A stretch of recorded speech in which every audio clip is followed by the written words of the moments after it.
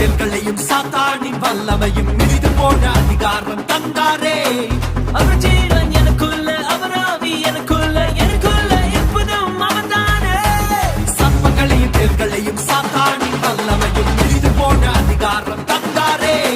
அவர் ஜீவன் எனக்குள்ள, அவர் ஆவி எனக்குள்ள, எனக்குள்ள எப்போதும் அவர்தானே.